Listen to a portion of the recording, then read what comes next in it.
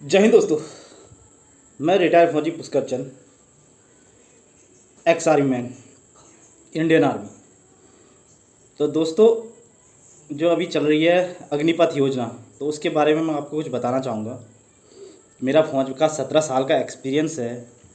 उस हिसाब से, क्योंकि किसी रिटायर्ड फौजी ने अपना एक्सपीरियंस शेयर नहीं किया होगा कि ये योजना कैसी रहेगी।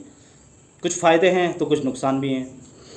तो क्या फ़ायदे हैं और क्या नुकसान है, मैं आपको बताता हूँ फ़ायदे और नुकसान। सबसे पहले तो फ़ायदे से स्टार्ट करते हैं। और फ़ायदे बताने से पहले मैं आपको बताना चाहूँगा कि मैंने इस बार बीजेपी को वोट दिया था, अगली बार भी बीजेपी को वोट दूंगा। मुझे बीजेपी के ज़्यादातर फैसले पसंद है, और ये फ़ैसला आप मेरी बात से अंदाज़ा लगा लेना कि ये फ़ैसला मुझे पसंद है या नहीं है। तो पहले मैं आपको बताता हूँ इसके फ़ायदे। तो सबसे पहले फ़ायदा है इसका, हमारी फ़ौज जो है अग्निपथ योजना का सबसे पहला फ़ायदा है।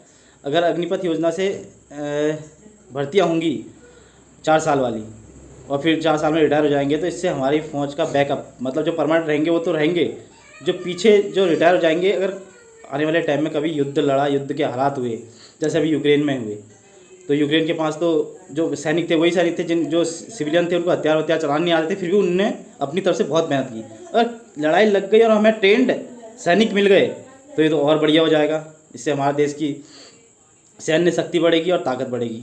फ़ायदा नंबर 1 फ़ायदा ये हो गया। दूसरा, जो आजकल के टाइम में बेरोज़गारी बढ़ रही है, वो बेरोज़गारी 4 साल के लिए भले ही कम होगी, थोड़ा कम होगी, और जो उनको पैसा मिलेगा उससे वो स्टार्ट अपना कोई बिज़नेस शुरू, किसी का बिज़नेस माइंड होता है लेकिन उसके पास पैसे नहीं होते, लेकिन वो फौज में आके उन 4 सालों में इतने पैसे कमा लेगा कि वो नया बिज़नेस कोई स्टार्ट कर सके। तो नहीं तो बिज़नेस भी स्टार्ट ना करे तो राज्य सरकारें पुलिस में कोटा दे रही हैं, जो ये 4 साल बाद रिटायर होंगे उनको। तो ये नंबर 2 फ़ायदा ये हो गया। एक तो स्टार्टअप, दूसरा जो कोटा मिलेगा उसमें भी फ़ायदा, जो पढ़ने वाले छात्र होंगे उनके लिए।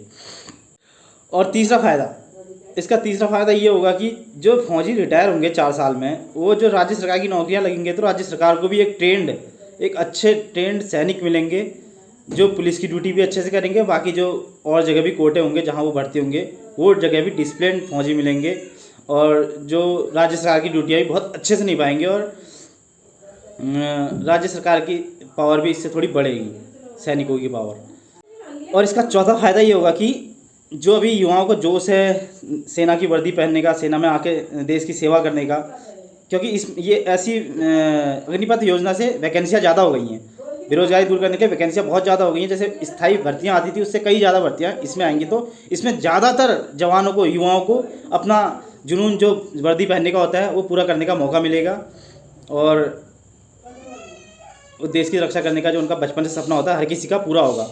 और कोई जैसे अच्छे घर के लड़के होते हैं, मतलब सेठ घर के लड़के, तो वो परमानेंट 17, 20, 25 साल की नौकरी, लंबी नौकरी करके सेना में नहीं आते।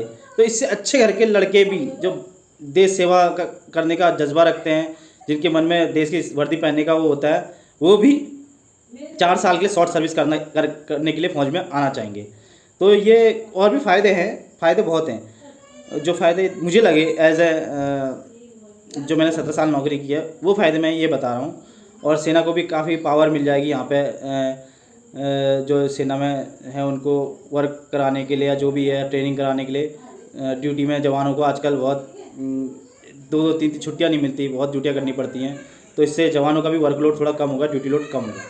ये कई फ़ायदे हैं। अब नुकसान क्या है, अब मैं बताता हूँ आपको। मैंने जॉब की है, तो 4 साल वाले सैनिक फौज के लिए क्या नुकसान पहुँचा सकते हैं फौज में। तो नुकसान मैं आपको बताता हूँ। सबसे पहला नुकसान होगा, फौज होगी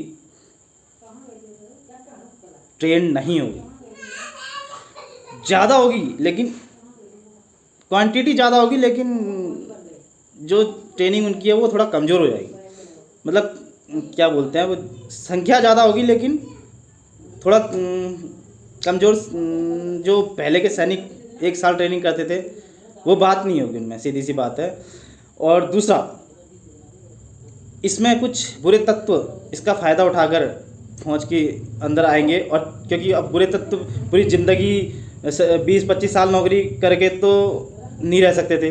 अब 4 साल की शॉर्ट सर्विस देख के इसमें कुछ उपद्रवी जो देश को बर्बाद करने की सोचते हैं, वो भी 4 साल के लिए फ़ौज के खुफिया जानकारी लेने के लिए इसे ज्वाइन करेंगे, क्योंकि शॉर्ट सर्विस है। 4 साल में आने के बाद वो अपना जो उनका खुफिया जो विभाग होगा उसमें शामिल हो जाएंगे और फ़ौज के अंदर की जो जानकारी लेके आए होंगे 4 साल में, उस जानकारी को अपने मालिक को देंगे, जो भी उनका जिनने भी उनको तैयार किया होगा, जाओ और वहाँ से जानकारी लेके आओ, उनको देंगे।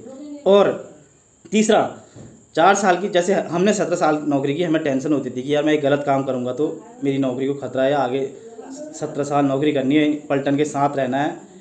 तो इससे हम अपनी इज्जत के लिए भी कई, जैसे ड्यूटी में सोना साना, ये गलत काम करना, ट्रेनिंग में इधर उधर कुछ ज़्यादा नहीं करते थे, मतलब अपने इज्जत के लिए, मतलब इतना लंबा समय फौज में बिताना है तो मैं गलत काम ना करूं, सबकी नज़रों में अच्छा रहूं। लेकिन शॉर्ट सर्विस वाले जो 4 साल के सिपाही होंगे वो कहेंगे अरे यार 4 साल बाद तो जाना ही, छोड़ो, ड्यूटी में भी सो सकते हैं, सोएंगे नहीं, सो सकते हैं, या डेली ड्यूटी दे सकते हैं, या जवान लड़ाना जो भी करना है, जो होती है एक आदत की। अब प्राइवेट ही तो है, मतलब 4 साल के लिए तो है, मतलब उतना ईमानदारी से जॉब को नहीं करेंगे।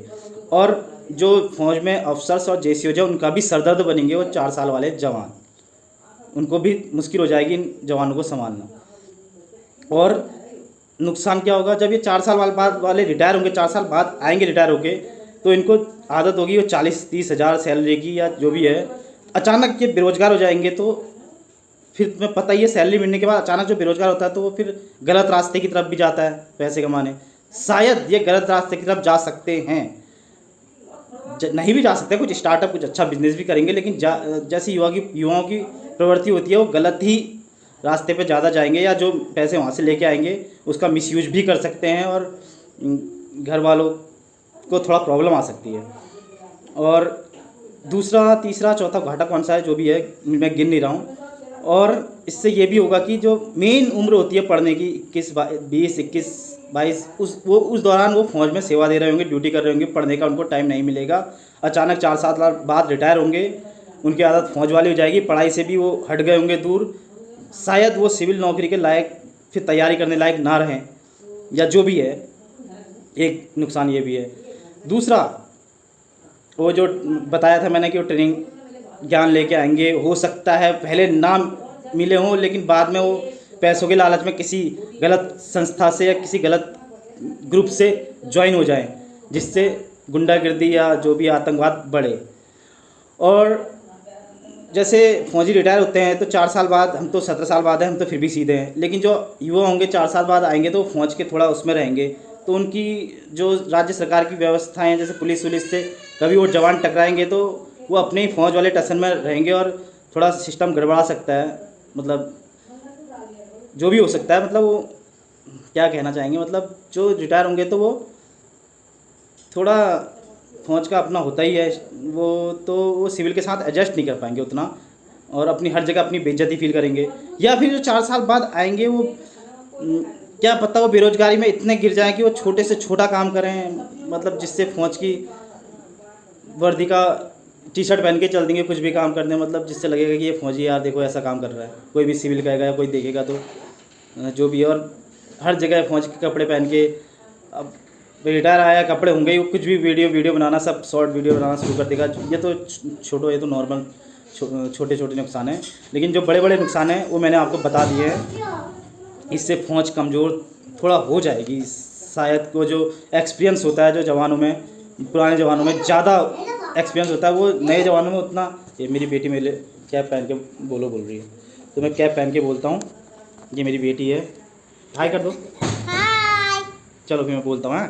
मैं कहाँ पहुँचा था, अब ये है तो बहुत, लेकिन वीडियो बहुत लंबी हो जाएगी, इसलिए मैं ये ज़्यादा बता नहीं सकता। और फ़ायदे भी बहुत हैं। अब सरकार को ऐसा करना चाहिए कि 75% जो स्थायी चल रहा था वैसा रहने देना चाहिए। 25% जिसको वर्दी पहनने का जोश है, जो अच्छे घर के हैं, वो लंबी नौकरी के उससे नहीं आ पाते, सिर्फ 25% चुनिंदा लोगों को, मतलब अच्छे से देख के परख के उनका पूरा ब्यौरा लेके उनको मौका दिया जाए। 25% को, जिनको आने का शौक़ है, वर्दी पहनने का शौक़ है, 4 साल के लिए आएँ और देश की सेवा करके और वर्दी पहन के चले जाएँ। बाकी 75% जो हैं वो स्थायी जैसे थे वैसे चलता रहे फौज, तो ये सही रहेगा। और बाकी 25% की वैकेंसी अलग से निकाली जाए, ऐसा नहीं कि मिक्स नहीं, 75% की अलग से निकाली जाए परमानेंट वालों की, और 25% जो है उनकी अलग से निकाली जाए। जिसको आना है वो आएगा, जिसको नहीं आना है वो नहीं आएगा। मैं इनकी छुट्टियां बना देता हूँ अपनी बेटे की। चलो फिर दोस्तों, बस मैं इतना ही बताना चाह रहा था। बाकी मुझे बीजेपी के ज़्यादातर फैसले अच्छे लगे। ये फैसला थोड़ा सा, ये भी अच्छा है, फैसला अच्छा है, लेकिन अब थोड़ा इसमें अगर मोदी जी और अमित शाह जी थोड़ा और इसमें सोचे तो ज़्यादा टाइम ले लें, 1-2 महीने का, और जिन सलाहकारों ने मिलकर ये सब किया, दोबारा और अच्छे से एक बार सोचें तो शायद इससे भी ज़्यादा अच्छा कुछ हो सकता है।